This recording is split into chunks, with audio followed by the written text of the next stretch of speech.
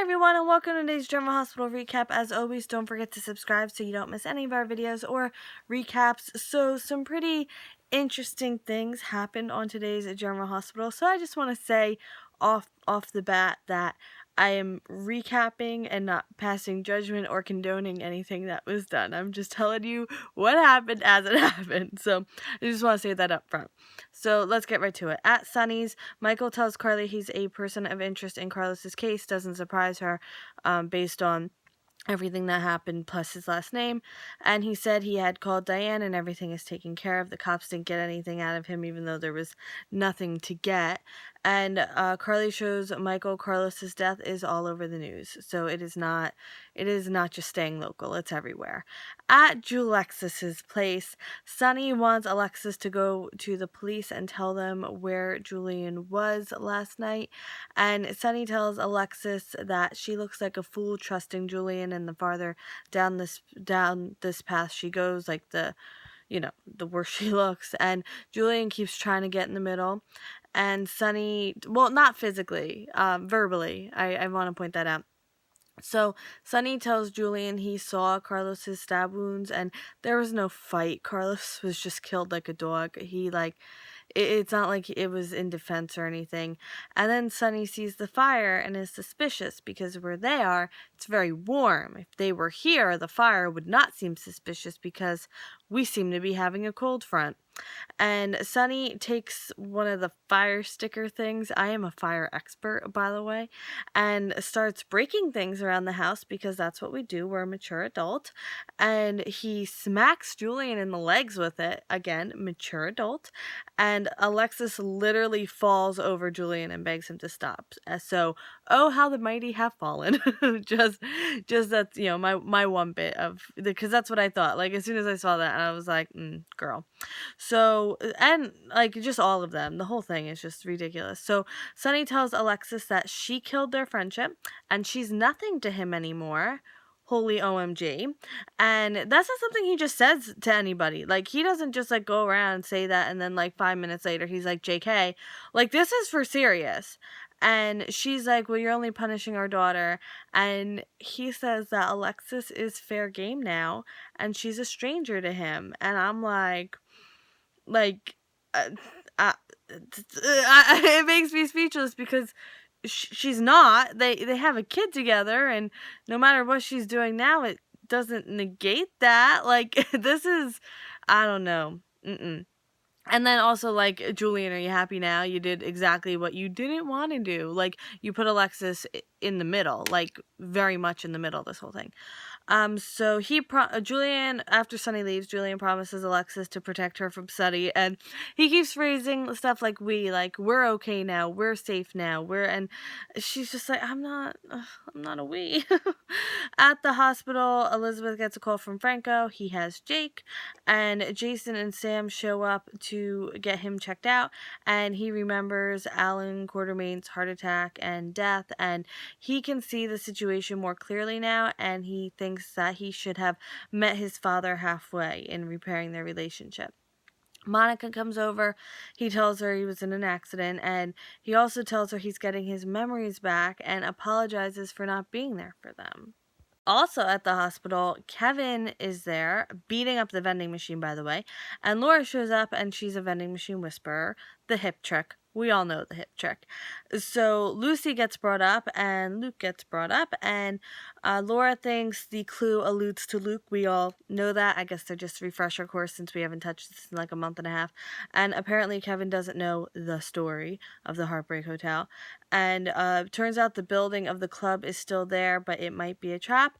And Lucy's back. Yes, Lucy is back. I said like a while ago, I was like, oh, I really miss Lucy, but she said she wouldn't come back unless like she got like a real storyline. So maybe she actually has like something, she'll stick around after the nurses ball. I don't know, but Lucy's back.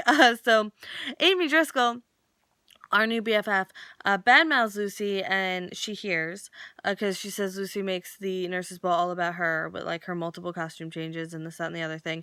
And Lucy says her only goal for the nurses ball is to raise money for HIV/AIDS research, and then kind of threatens, what did the cats do? I think they turned the Wi-Fi off. I'm gonna have to get up, and Misha's on me. This is great. I'm sorry. I digress. I kind of I forgot you were there for a second. So yeah, that the nurse's ball is about raising money for HIV/AIDS research, and it's not about her.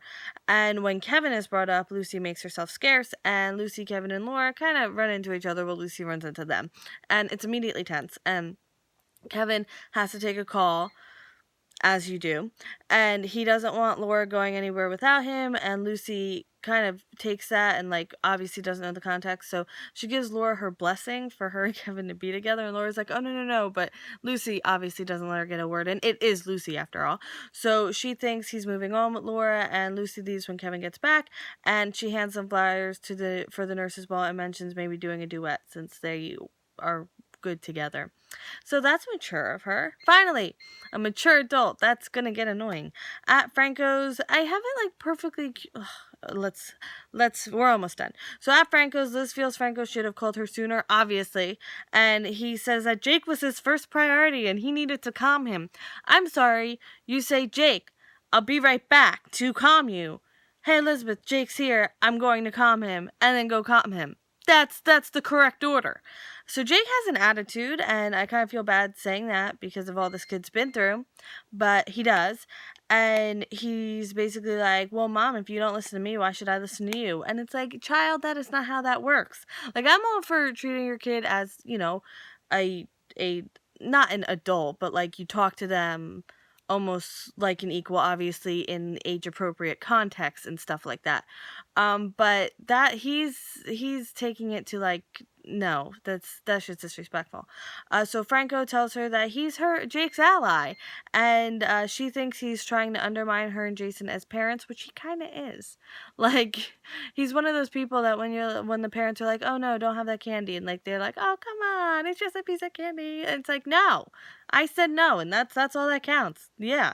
So sorry, Franco, but you don't get to choose whether you see Jake or not. Like, you're hired like to help him, and you don't get to. Yeah, he thinks he's in the driver's seat. He is not in the driver's seat.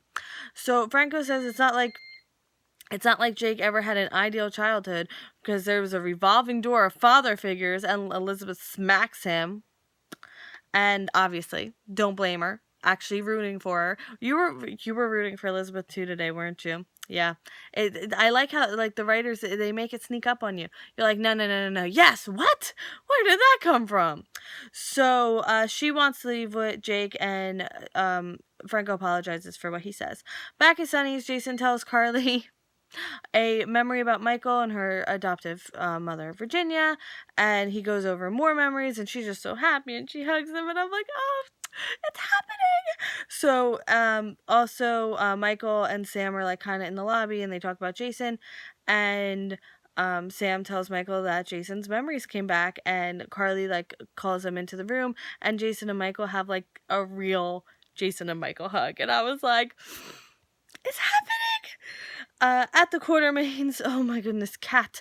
At the Quartermains, Tracy goes to the door, and there's a baby on the doorstep. Did you see that 2020 episode with the 3 abandoned children? Oh, you should watch it. It is a roller coaster from start to finish, let me tell you. Monica comes home and sees Tracy with the baby, and she's like, who's that baby? Tracy's like, I don't know. Found him on the doorstep. I'm calling him Edward. So, okay, Tracy has adopted this random child, and Monica tells Tracy that Jason got his memories back, and Tracy is the literal personification of okay.